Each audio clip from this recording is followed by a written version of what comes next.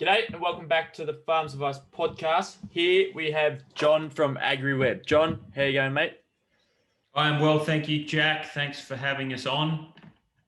Absolutely, my pleasure. We were meant to have you on last year, but we thought a revitalise of 2021 would be excellent to get you on and tell us all about what's happening in 2021 for yourself and also AgriWebb moving forward. How's things looking at AgriWebb? Yeah, beautiful, mate. Excited to talk to you about 2021. It's going to be a big year. We had a big finish to 2020 with raising some money, which is going to help accelerate a few growth plans, both here in Australia and in our other markets, particularly in the US, which we have also just newly launched at the start of this year. So plenty of exciting stuff on the go. Mate, that's amazing. Like a really interesting platform to see where you can go within the US on the global market. And also it's great to see that companies within Australia can see that growth coming forward, not only for yourself, but other ones. That's something to look forward to as well. Yeah, absolutely. I think, we've seen, we founded this business 6 years ago now, always had a view on having a global impact. And, the roots are very much here in Australia, but I think there's been a big shift in evolution from, say, 6 years ago of where the industry's at and the adoption, I guess, of our farming community, of technology, and also, I would say, some of the macro factors that are now, first and foremost, in the limelight around carbon and sustainability and these types of things that weren't quite so active some time ago. So there's definitely some interesting climatic demands as well. Yeah, and you'll also be shifting along with what the end customer wants for your platform, of course. Yeah, that's right. So, if I guess I go back a step and it's what we do here at AgriWebb is ultimately a broad, holistic, full farm management software platform, really focusing on the livestock industry, as you know, Jack. But, it's about building really simple, easy tools for the farmer to kind of manage their day-to-day business through a very simple app that goes on their mobile phone. And the core has always been, let's live for the farmer. Let's focus on making the day-to-day job easier. But then, hey, you've now collected a whole bunch of information about your farm and your business. How can you now use that information to drive your business forward, to make better decisions, to make data-driven decisions, to be more competitive? And so now there's a focus on, delivering more features and tools to drive that business forward. But also, how can we then supercharge, what we have now collected for that farming business unit and across all the other farms. So, for example, we now have 14 million animals under management, about 100 million acres, and a big chunk of that, still resides in Australia. And there's an enormous amount of insights that we can now deliver back to our farming clients to show how they're performing within their own business and potentially how they're performing against other businesses as well, and deliver some kind of benchmarked and aggregated tools as well. So that's kind of an exciting element which we're looking at as well. And then how can we pull in the broader ecosystem on top of that? When we start talking about the meat supply chain, when we're talking about carbon and how the sustainability angle feeds in as well. So there's plenty of exciting avenues that we're looking to unlock as well. Definitely. Well, it's an exciting future you've got ahead of yourself. Just talk to me about your background and how did AgriWebb itself come together? Everyone's pretty keen in how businesses start. Yeah, sure. So for me, I'm a fifth generation livestock producer myself, actually based out in northern South Australia on a pastoral sheep and cattle station. And for me, look, growing up, I look back at, what my father and grandfather were doing, in, let's call it the 50s, 60s, 70s, right? Where we had, across our station of about 400,000 acres, in those early decades, we had a staff of 40. It was all on horseback. As you can appreciate, it took an enormous amount of time to do anything, mustering, checking waters, all those types of things, days to weeks. Then, as technology evolved, we had the motorbike that would come in, and then eventually the aeroplane by, say, the late 70s. And what that then meant was, what used to take a week could take a day, and major transformational innovation changes within our small business. Then, when you look at what those changes in practices have been in more my generation, the last 10, 20, 30 years, we haven't seen the same step change, right? We're still running the business in a very similar format and similar ways that we had done previously. And this is just not the story from our family business. This is at a global level, right? Yeah. We are still genuinely seeing livestock producers out there running their business off, a green or red pencil and paper notebook. At best, it might be in a spreadsheet. There's no ability to make really powerful decisions based off that. And there's no way of pulling in all of those critical stakeholders to that farming business as well. So from a personal perspective, when I went to look for software for our business, all those years ago, there was nothing on the market that allowed for that. It was desktop heavy. You'd have to get home at the end of a day and sit in front of the computer and enter all this information, which wasn't going to happen. And even if it did happen, it just turned into a data graveyard, right? You weren't going to get any of those insights out. So personally, that's where I saw, real opportunity to kind of drive these farming businesses forward, and then also have a bigger macro impact on the industry as a whole. When things like we'd truck cattle 600 k's to a live sale yard, you'd get a pretty average price and you'd be like, well, that's bad luck, and you drive home again. Yeah. Right? It's just crazy to me that this is the way we're doing business, with no certainty, poor ability to forecast and plan and actually run what is now across the country with rising demand in protein, livestock costs, the really high value and growing value of agricultural land, like very valuable businesses, and the layer of risk that sits around that, and how we're looking at risk mitigation. So it's really putting a business lens to that, and that was my personal story. By background, I went off and did other things. Actually, I'm a lawyer by trade, so we don't talk about that too much on these sorts of podcasts, because no one wants to hear about that. But I was actually across in London for a number of years, working in sort of a legal, commercial, and also in the technology space. Always keeping a keen eye on ag tech, and then met the two other co-founders.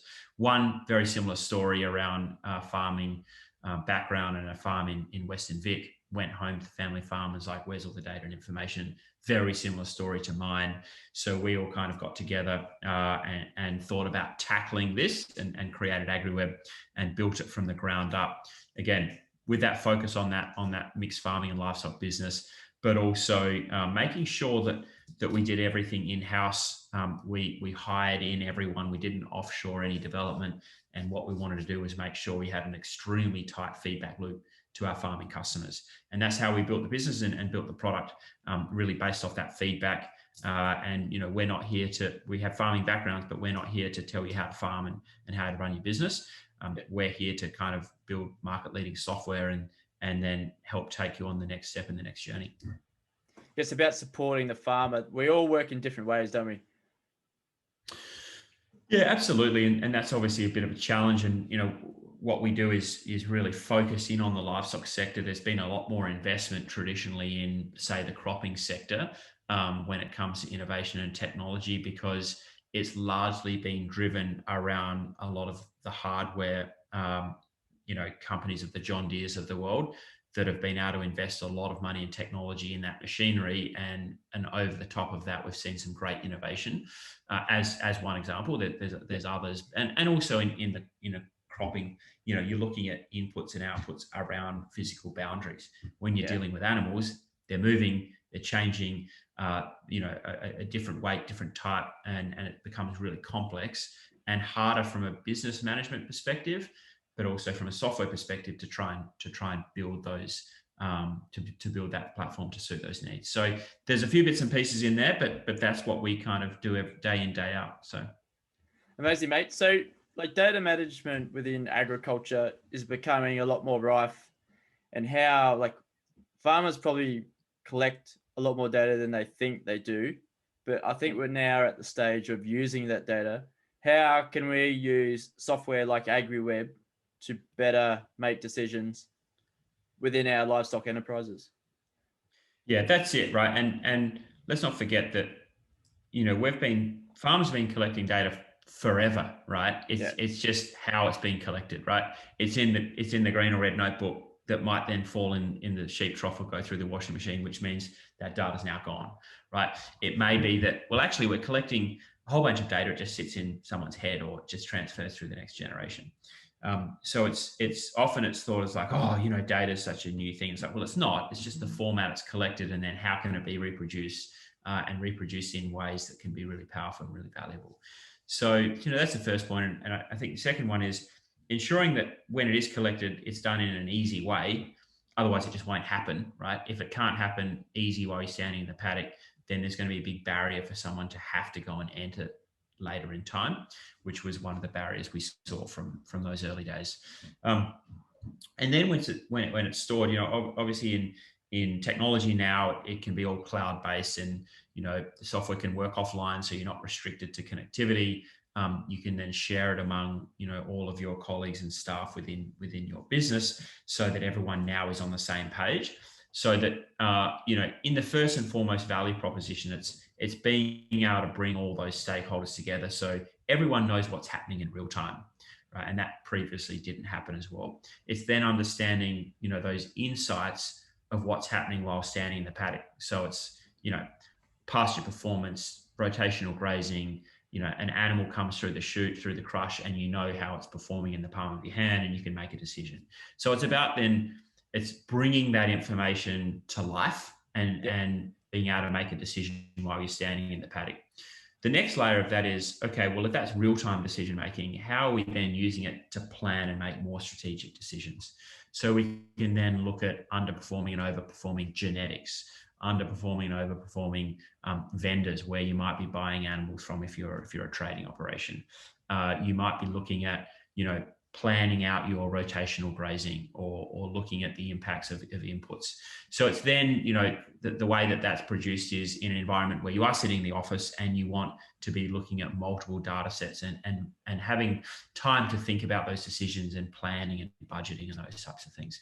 And so that's how it works for that business. And then I guess there's the compounding effect of what I was talking about before, is how can that then be further leveraged and mixed with other data sets potentially to then go, well, I actually never knew that was possible, or actually never knew what question to ask.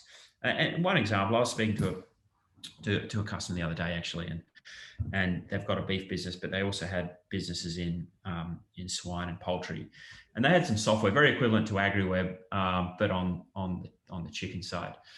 And he said, we had these insights in, and within the first 5 minutes of looking at this piece of software, we could identify things that we never knew to even ask the question. And I was like, well, what do you mean by that? And he's like, well, we put this software in and it had this really powerful dashboard.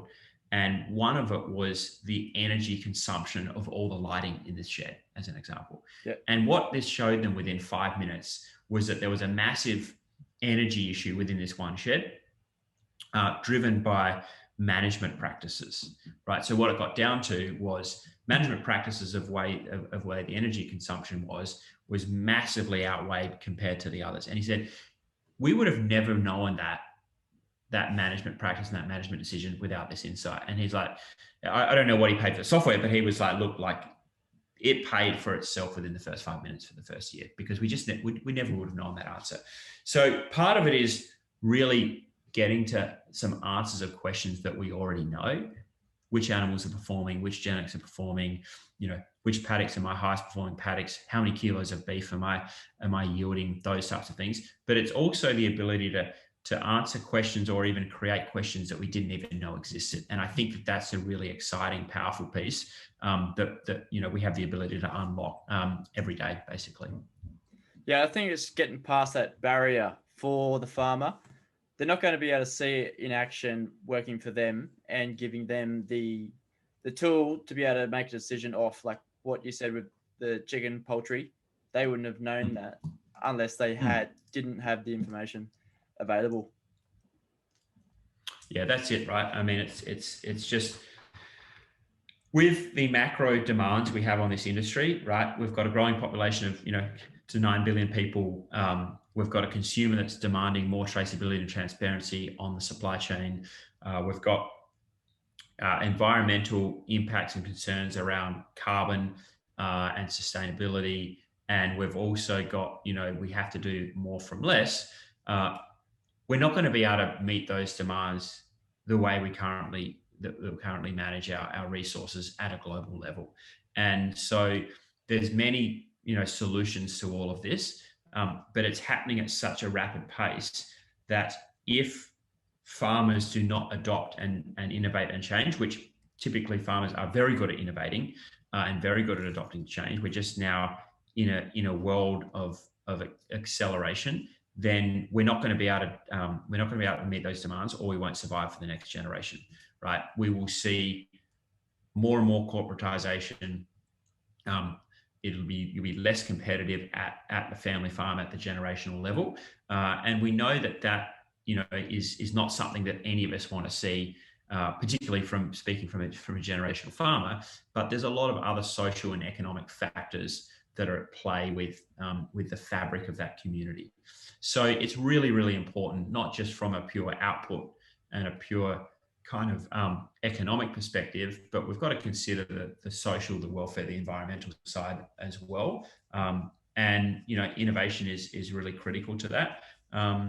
And change management is a big piece of that, right? And we need to be really conscious around how we're driving that change management. Definitely. Well, I see the farmer success coming off connecting the dots to, like, for example, management of grazing. If you're alerted that this paddock needs to be moved, and then you can rotationally graze that, and you're being sustainable on farm, and those sheep are getting the best out of each paddock without putting it back to dirt. Yeah, 100%. I mean, there's a lot of hashtags, there's a lot of positive and negative connotations around regenerative agriculture and regenerative farming. Most of the farmers that you speak to are already sustainable regenerative farmers, right? Yeah. They are already trying to pass the land on in a better shape than they took it on. They're already being the best custodians of that land possible. No one is out, or very few people are out to, flog their land and not pass it on in a better way. They're out there to look after their environment, look after the soil, look after their animals, because it's their livelihood and it's what they love doing. So that's just a misconception, right? That's kind of out there. And what we do is try and support that. Well, how can you utilize your paddocks and your pastures better? How can we have a conscious mindset around thinking about soils and the environment, not just animals, as an example. And as we all know, we're not beef farmers or wool growers or lamb producers.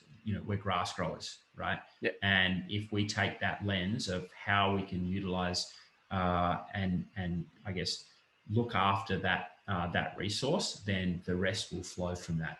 So that's sort of the I guess the mission and the messaging that goes around all of that.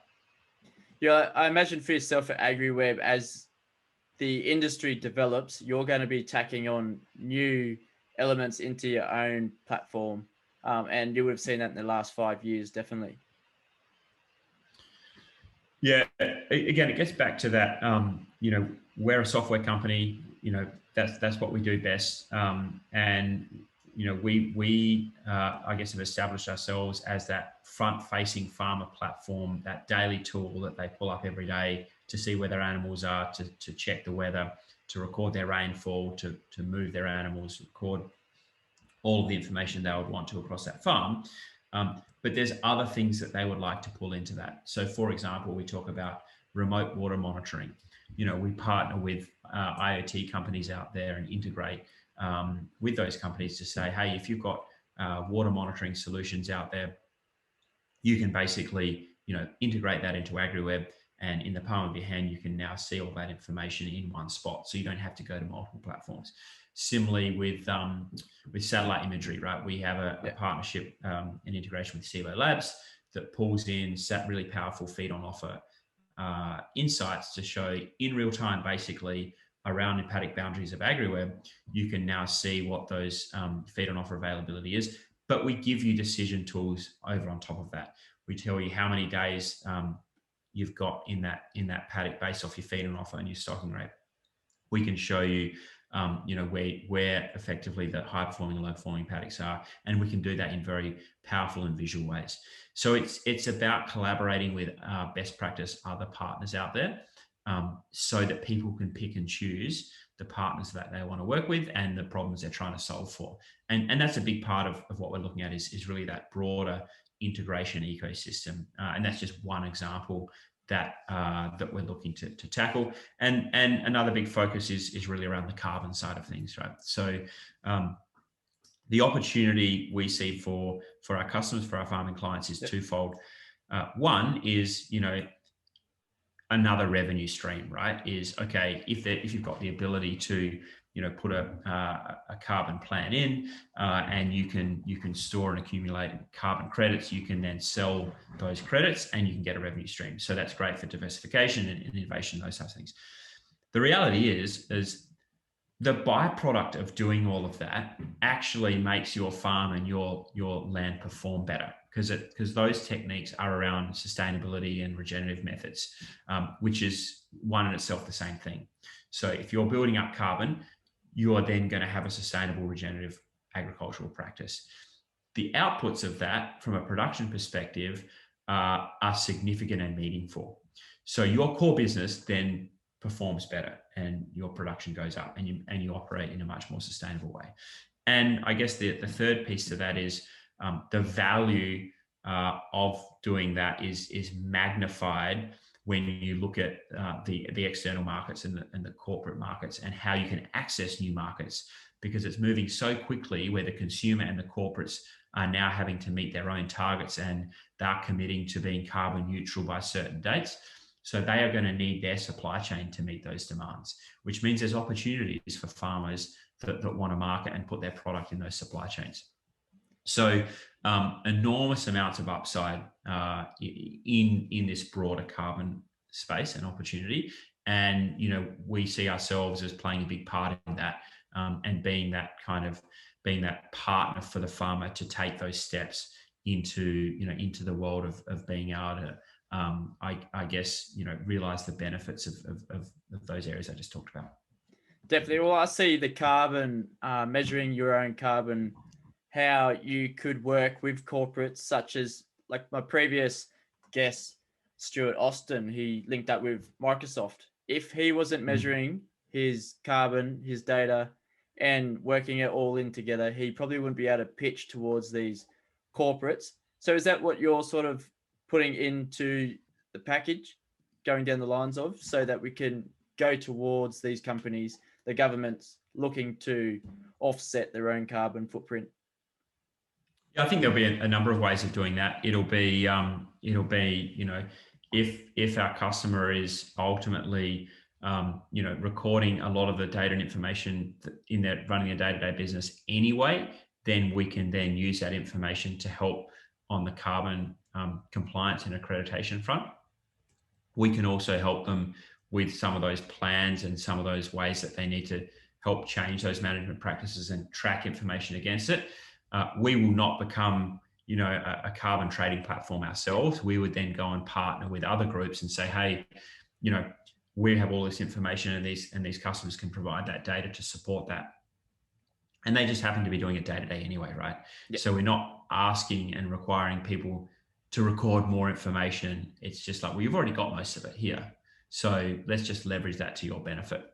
And that's how we would see us being involved in that, and really meaningful value add, right? I mean, if farmers can join these schemes and get paid for it, and we can help them on that journey, then there's an enormous amount of value. Or if we can help people market their products to those corporates that want to be carbon neutral, then we're helping them access new markets and sell their core product through a supply chain because they're now carbon neutral or carbon accredited. No different to what we've seen in organic markets and EU accredited markets and pasture certified markets. Yeah, well, it's a really cool space and it's interesting to see where it's going.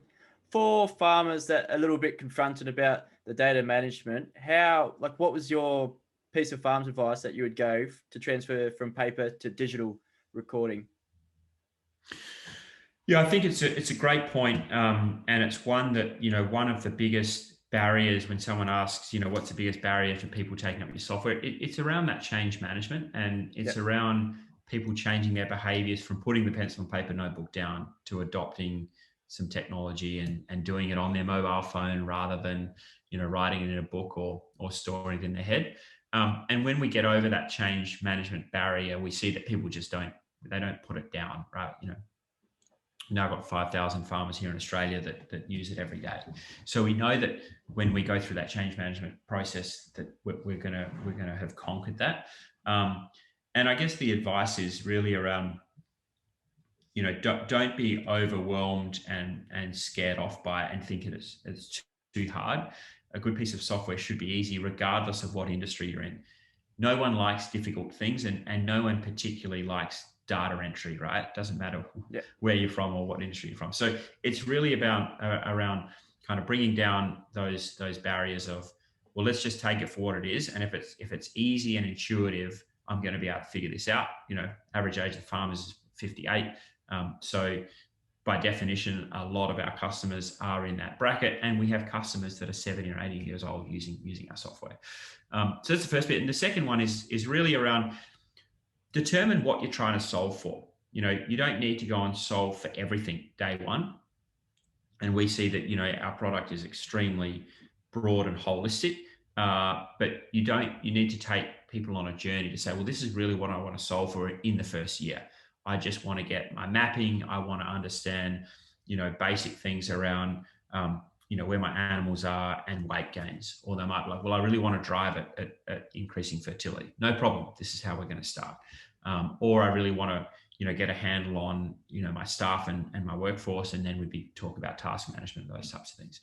So it's really about goal setting. It's around what are you looking to get out of this? How can we take you on that journey and take off, take off big enough that you can see success, but don't overwhelm it. And the other thing is make sure that you're reaching out for help. We see people that never get started, and it's because we never had the opportunity to sit down and go through that process of goal setting and getting them set up and those types of things. So I think they're the three kind of key pieces to all of this. Great stuff. So for a farmer, do they backlog their data that they have previously recorded on paper or like in a spreadsheet and then enter it in, or start from a clean slate? In terms of adopting technology, is that what you mean? Yeah, in terms of transferring it onto a platform like AgriWebb. Yeah, I think there's a couple of different situations there where if you're running an individual management platform, and one of the exciting plans we have for 2021 is the launch of our individual animal management solution, which we're launching at Beef Week. So that's then, I guess we've gone from a mob herd-based system into an individual. There's examples there where if you've got some historical information on animals, you might want to pull that in so that you're then tracking new data off historical, and you can look at some pretty exciting, powerful trends. What we've seen traditionally, day in, day out, we onboard effectively 10 new farming organizations a day now. And what we find mostly is that people are happy to start a clean slate because they might not even have a digital map file. It might be on a PDF or a photo. And people don't necessarily have good records that they'd want to bring in anyway. So it's a matter of starting from fresh, and then away they go. And it's always, the sooner you start, the sooner you're going to be able to look back at that information. I remember years ago speaking to a farmer that didn't actually buy at the time, didn't get on, and then 3 years later came back and ended up getting on board, and was so annoyed at himself because had he started those 3 years ago, he would have had already 3 years of data and be really making powerful decisions moving forward. So I think, no time like the present, because what you're gonna put in now, the value creation for the future is going to be massively compounded. Yes, that compounding effect, just similar to investing, of using the platforms out there and seeing that data over 5 years, you're going to start to see a real trend there of what you can improve on and what's working really well. Yeah, 100%, 100%. But John, thanks for coming on the show today. It looks like everything's really hotting up for AgriWebb and for your launch of the individual animal tracking. I think that would be a really good element for yourself, but also more so for the farmers wanting to use it. Really excited to see that happen at Beef Week, so that should be good. Yeah, absolutely. It's really exciting. I mean, it's one of those, we tackle traditionally the mob-based production systems because they're the majority in Australia. But it's all about taking people in the industry on a journey because, ultimately there's a lot of gains that can be had in a mob-based system, and an individual-based system. We shouldn't be feeding or reproducing from lower performing animals, right? Yeah. And we now have the ability to really simply make those decisions. And it gets back to, if we're looking to solve for some of these macro goals, we can't be doing it with underperforming animals. So, it gets back to a pretty simple process of, we're going to get more from high performers. So let's work out who the high performers are. And that's going to depend on whether you're a trading or a breeding operation or whatever you are. But that's a really exciting launch for the industry. And the first product in the world that's going to handle mob and individual in that visual nature around the farm map, Bluetooth into all of the hardware that sits crush side, and make some of those crush side decisions really, really simple. So really excited on that front. Amazing, mate. Well, as a team at AgriWebb, you must be pretty proud to have come this far and also launching into the US. Huge market to get into. So well done on that. And we'll catch you further down the line. But before you go, who would you like to hear on the podcast and why? A question I ask all guests. Yeah, brilliant. Well, on the topic of carbon, which is obviously a hot topic, but really interesting and really valuable for the farming community. There's a guy called Matthew Warnken with a company called AgriProve, and they are doing some really, really interesting and exciting stuff in the carbon space, and really helping that change management piece, trying to understand how we can help come in with plans, reduce the cost of entry, and really, really have a big impact at a macro level, and doing some exciting work. We're looking to do some exciting work with them as well. And Matthew is really well educated. He sees the big picture, and he's looking to tackle this from a holistic perspective. So I think he'd be a great addition, and I think people would really love to hear what he's got to say. Fantastic. Well, that's what it's all about, looking at the larger picture for agriculture as a whole. So how can we keep in touch with AgriWebb or even yourself?